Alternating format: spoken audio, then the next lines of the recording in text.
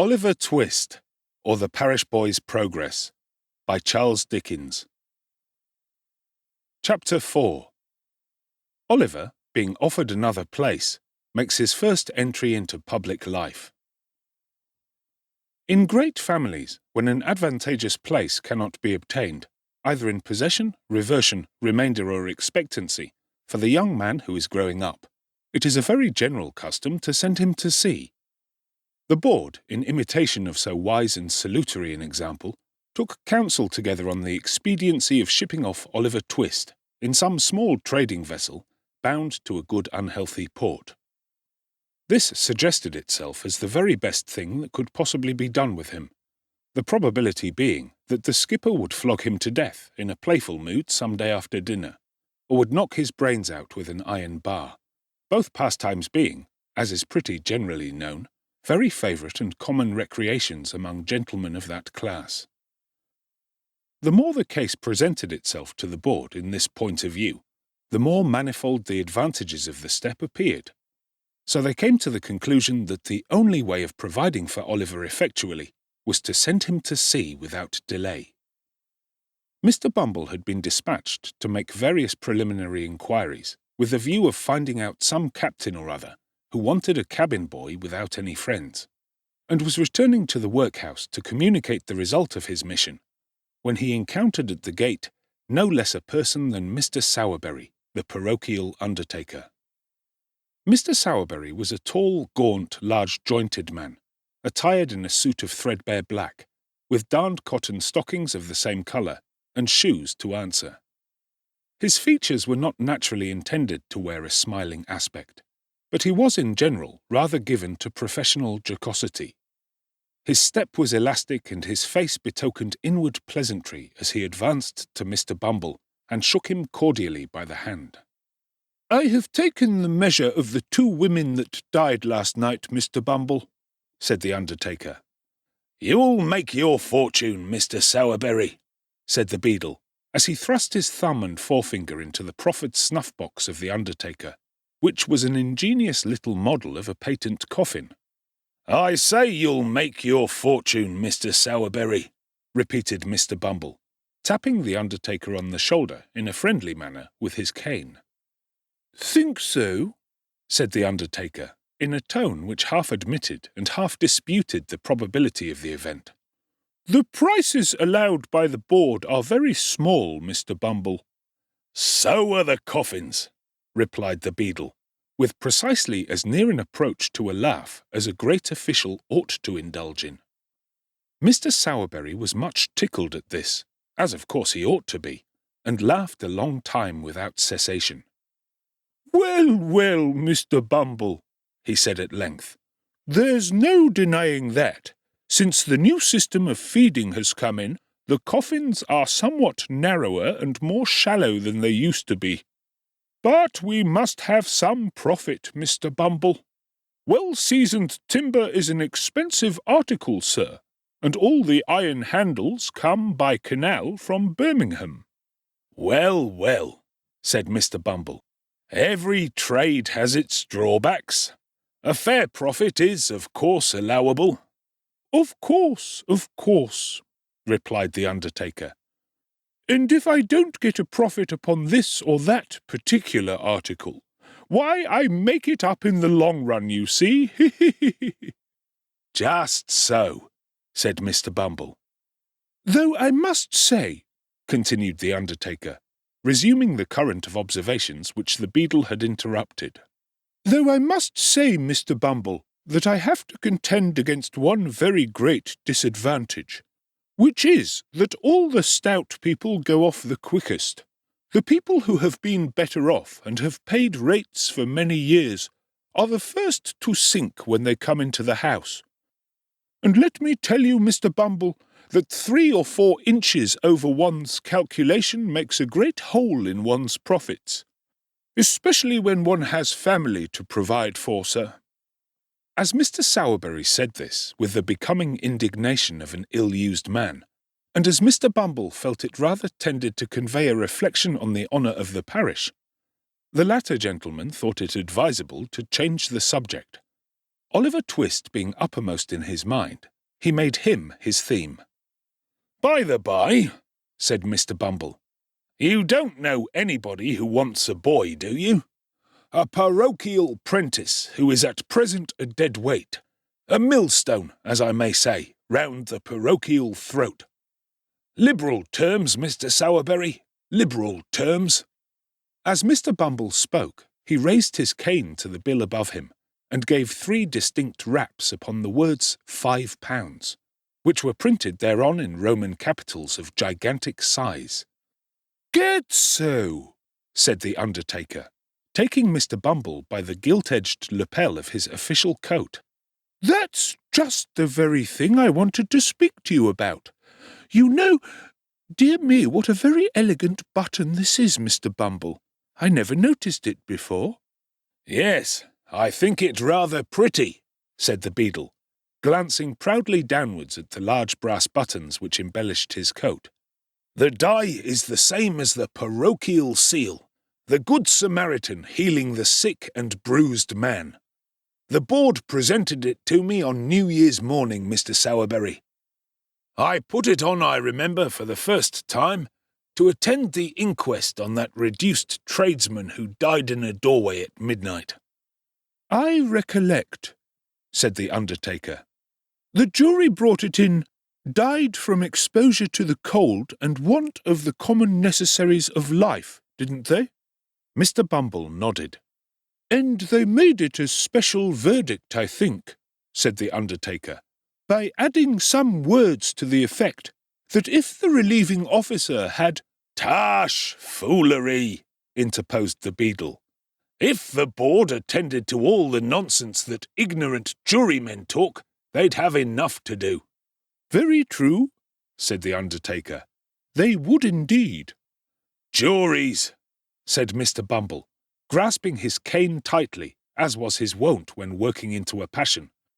"Juries is ineducated, vulgar, grovelling wretches." "So they are," said the undertaker. "They haven't no more philosophy nor political economy about 'em than that," said the beadle, snapping his fingers contemptuously. "No more they have," acquiesced the undertaker. "I despise 'em," said the beadle, growing very red in the face. "So do I," rejoined the undertaker. "And I only wish we'd a jury of the independent sort in the house for a week or two," said the beadle. "The rules and regulations of the board would soon bring their spirit down for 'em." "Let 'em alone for that," replied the undertaker. So saying, he smiled approvingly, to calm the rising wrath of the indignant parish officer.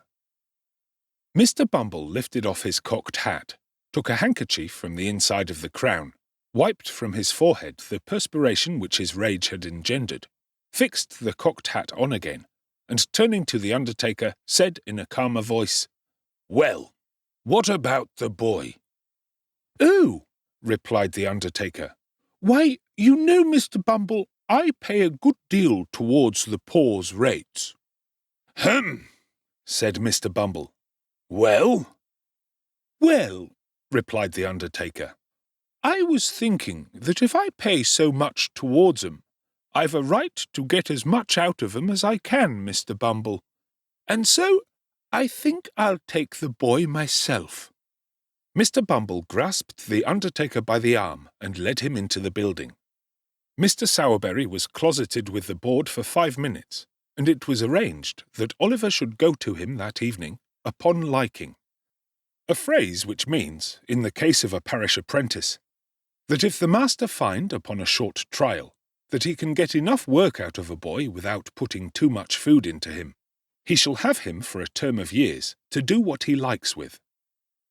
When little Oliver was taken before the gentleman that evening, and informed that he was to go that night as general house-lad to a coffin-maker's, and that if he complained of his situation or ever came back to the parish again, he would be sent to sea, there to be drowned, or knocked on the head as the case might be, he evinced so little emotion that they by common consent pronounced him a hardened young rascal, and ordered Mr. Bumble to remove him forthwith. Now, although it was very natural that the board, of all people in the world, should feel in a great state of virtuous astonishment and horror at the smallest tokens of want of feeling on the part of anybody, they were rather out in this particular instance. The simple fact was that Oliver, instead of possessing too little feeling, possessed rather too much, and was in a fair way of being reduced for life to a state of brutal stupidity and sullenness by the ill usage he had received. He heard the news of his destination in perfect silence, and, having had his luggage put into his hand, which was not very difficult to carry, inasmuch as it was all comprised within the limits of a brown paper parcel, about a half-foot square by 3 inches deep, he pulled his cap over his eyes, and once more attaching himself to Mr. Bumble's coat cuff, was led away by that dignitary to a new scene of suffering. For some time Mr. Bumble drew Oliver along without notice or remark, for the beadle carried his head very erect, as a beadle always should, and it being a windy day, little Oliver was completely enshrouded by the skirts of Mr. Bumble's coat as they blew open, and disclosed to great advantage his flapped waistcoat and drab plush knee-breeches. As they drew nearer to their destination, however, Mr. Bumble thought it expedient to look down and see that the boy was in good order for inspection by his new master, which he accordingly did with a fit and becoming air of gracious patronage. "Oliver," said Mr. Bumble. "Yes, sir," replied Oliver in a low, tremulous voice. "Pull that cap off your eyes, and hold your head up, sir." Although Oliver did as he was desired at once, and passed the back of his unoccupied hand briskly across his eyes, he left a tear in them when he looked up at his conductor. As Mr. Bumble gazed sternly upon him, it rolled down his cheek. It was followed by another and another. The child made a strong effort, but it was an unsuccessful one.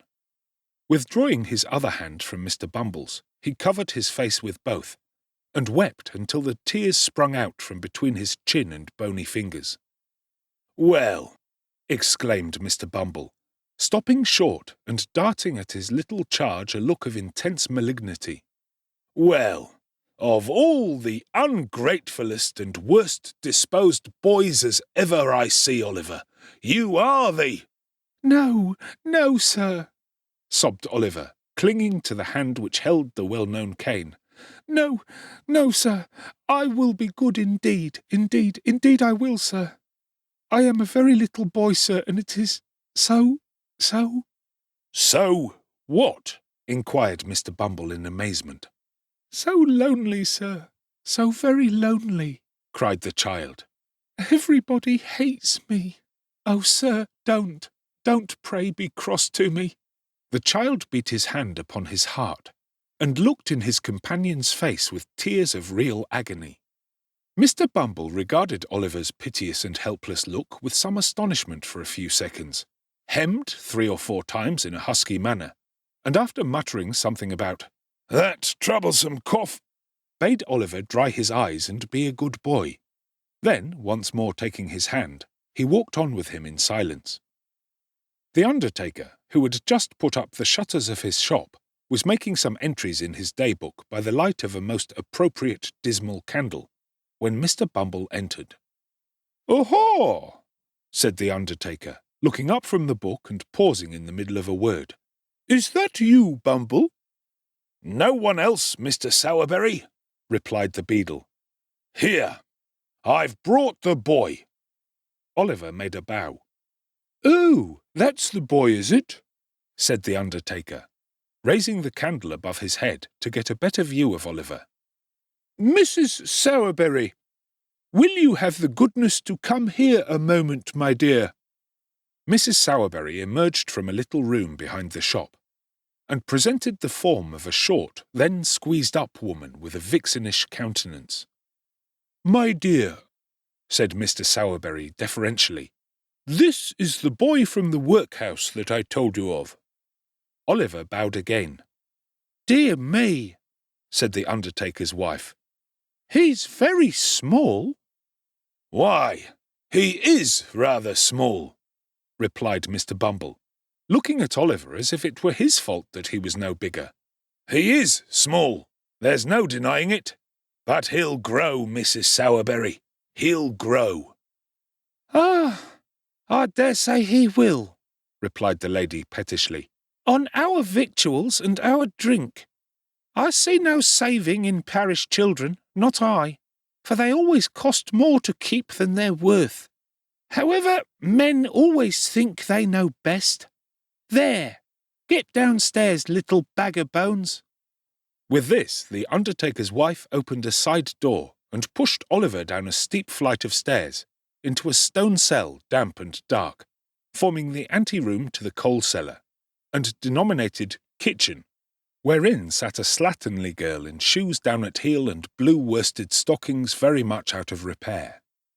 "Here, Charlotte," said Mr. Sowerberry, who had followed Oliver down. "Give this boy some of the cold bits that were put by for Trip. He hasn't come home since the morning, so he may go without 'em. I dare say the boy isn't too dainty to eat 'em, are you, boy?" Oliver, whose eyes had glistened at the mention of meat, and who was trembling with eagerness to devour it, replied in the negative, and a plateful of coarse broken victuals was set before him. I wish some well-fed philosopher, whose meat and drink turn to gall within him, whose blood is ice, whose heart is iron, could have seen Oliver Twist clutching at the dainty viands that the dog had neglected. I wish he could have witnessed the horrible avidity with which Oliver tore the bits asunder with all the ferocity of famine. There is only one thing I should like better, and that would be to see the philosopher making the same sort of meal himself, with the same relish.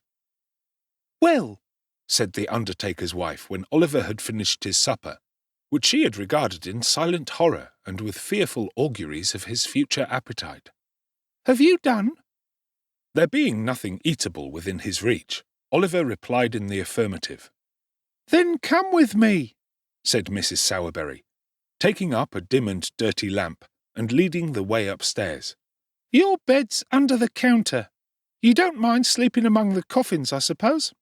But it doesn't much matter whether you do or don't, for you can't sleep anywhere else. Come, don't keep me here all night." Oliver lingered no longer, but meekly followed his new mistress.